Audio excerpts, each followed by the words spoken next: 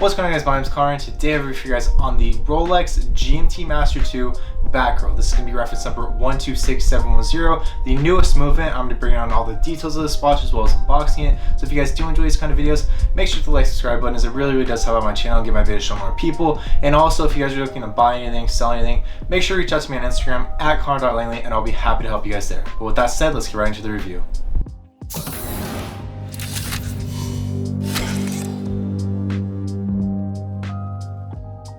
Alright guys, so just before I begin unboxing, I just want to go over a couple things. First off being the retail cost. This watch retailed at $9,700, which doesn't seem too bad for a Rolex. But market on this watch, when you guys are buying wholesale to high-end retail, it's going to be somewhere around 17.5 on the low end to about 20,000 on the high end if you guys are buying from another store. But with that said, I'll begin unboxing for you guys. So here's obviously going to be the outer little case that's going to hold the outer box. You guys can see the Oyster M right there. It's just going to slide off like that, and you guys will be able to see the creamish color box right here. Hopefully I'm holding it at a good angle. You guys see the crown right here. I'm sure you guys have seen that if you guys are watching a Rolex video. It's just going to slide off like this. I'll set it to the side really quickly. You guys will be able to see the green Oyster inner box. And then obviously it'll say Rolex on the bottom part right here if you guys didn't see that. Set that to the side as well. And on the top we'll have that little crown right there, absolutely no scratches. This watch is actually going to be dated in April of 2021. It's the absolute newest movement, so this box is in very good condition, as I bought it brand new. I wore it once or twice, and I just thought it'd be a great video for you guys, because there really aren't too many on YouTube. But with that said, I'll show you guys the watch really quickly. And here we are right now. But before I do that, I just want to go over a few more things, the things that it comes with actually. So in here we'll have the booklets as well as the card. As you guys can see, it's like it is straight from the dealer. I have not even opened it yet. This is actually my first time. And you guys can see right here, we will have the Oyster Perpetual book right here, which obviously go over the details of the GMT-Master II watch. And the next thing is going to be this little folder that's going to have the warranty on one side, worldwide service warranty, as well as the card right here. We'll have to cover up the serial number because you don't want to give those out or else they'll replicate them.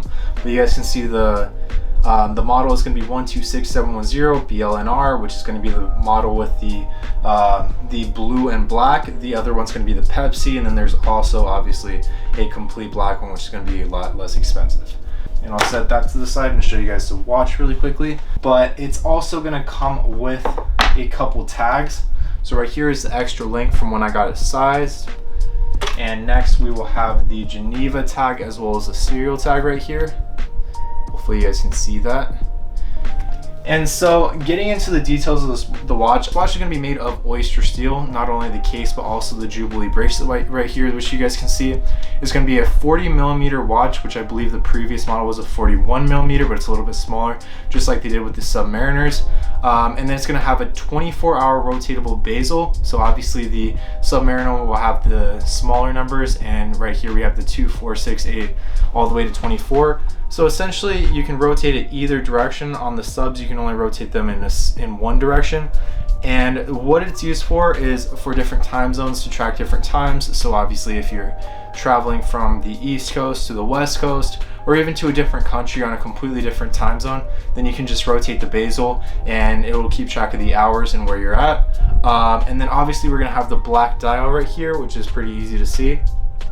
And a small detail that not a lot of people know about this watch is that if you guys look on the very bottom, just above where you guys would see the serial number on the watch, it'll have a crown in between the Swiss made. So I'll make sure to get that on some B-roll so you guys can get a good look there.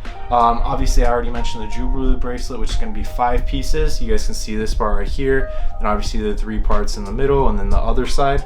And then it's also going to have the Cyclops lens, which is really easy to see, and it will be magnified. Hopefully you guys can see that. And a dead giveaway on certain fakes is that the date will not be magnified, but the fakes are getting a lot better, so a lot of the times they won't mess that up unless it's a really cheap fake. And also the movement on this watch is going to be the 3285 movement, which is the newest GMT-Master II Rolex movement for this watch. Obviously, because this is the 2021, they haven't released anything newer since. I'm sure that'll change. I'm sure in the next few years there will be a new GMT-Master II, and then this one will seem old and the movement won't seem too modern. But for now, this is the newest movement that there is. And taking a closer look at the case and the crown, I already mentioned that the case is going to be 40 millimeters, but the crown is going to be a trip lock waterproof system right here, and it's a winding crown. And we're going to have the screw down case back. I'll show you guys really quickly. On this side, it's a screw down case back, if you guys are able to see that.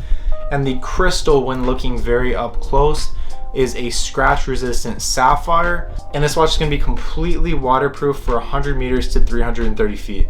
And a little tip that I want to give you guys, if you guys are considering bringing this watch into the water, is that you guys want to make sure 100% that the crown is tightened all the way. That is the easiest way for the water to get into the watch, and that's why they call it the trip lock waterproof system, because assuming that you guys do tighten it and make sure that it is as tight as it needs to be, that you guys should have no issues for 100 meters or 330 feet.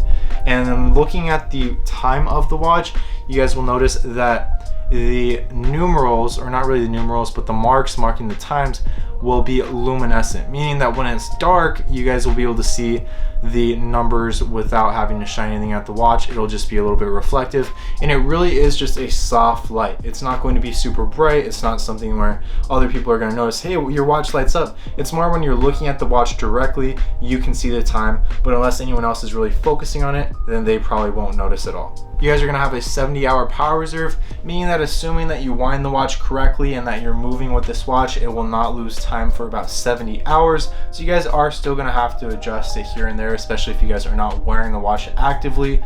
But the folding clasp right here, you guys will be able to see right here, if you take it apart, it's going to be the folding Oyster lock safety clasp, and we're going to have 5 millimeters of extension. So how you're going to do that is you're going to slide this in and out.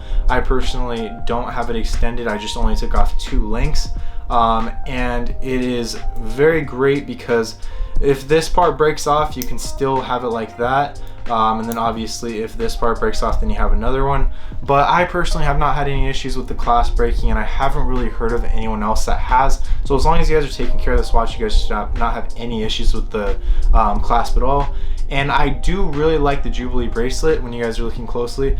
The Batman is the one with the clear center links, the polished center links. I forgot, the Oystersteel bracelet, I believe that's what they call it. And the reason why I went with the Jubilee rather than that one is not only because the other one tends to go for just a little bit more price wise, but also because the center links on the non-Jubilee bracelet do tend to get scratched a little bit easier because they're polished and smooth. If you scratch the links in the center here, which is a little bit harder to do, it still won't be as noticeable as on the other watch. So just keep that in mind if you guys are deciding which watch to go for. And if you guys are looking to source a watch like this, you guys can always reach out to me on Instagram at connor.langley. I've helped quite a few of you guys out so far, especially with designer, because that's mainly what I review. I'm trying to get more into watches because I really love watches. It's just a lot more expensive to bring you guys $20,000 watches every single week. It's a little bit tough, but I'll try to do so as much as possible. If you guys do want to see this, make sure to leave it down in the comments, and I will make sure to bring more and more watches for you guys if you guys find that a little bit more entertaining. But with that said, let me know what you guys think of this watch. I'll put it on for you guys really quickly. But here's how it's going to look. Obviously a very good looking watch. The bezel is going to be ceramic, so it's going to be very reflective and look very high quality. And obviously the glass right here, the crystal, is very scratch resistant, so we're not going to have any issues there. And it's just overall a great looking watch. I took off 2 links. My wrist, I believe, is about 6 3/4 to about 7 inches, so it's pretty much the perfect size. It doesn't move too much. Some people like it looser, some people like it tighter. You guys can tell mine is a little bit tighter, but that is just personal preference. But with that said, let me know what you guys think of this watch. How do you think it compares to the older model, the Batman? And let me know what else you guys want to see on my channel. And if you guys are at this point in the video, make sure to like, subscribe button, as it really does help out my channel and get my videos shown to more people. And with that said, thank you guys so much for watching, and I will see you guys in the next video.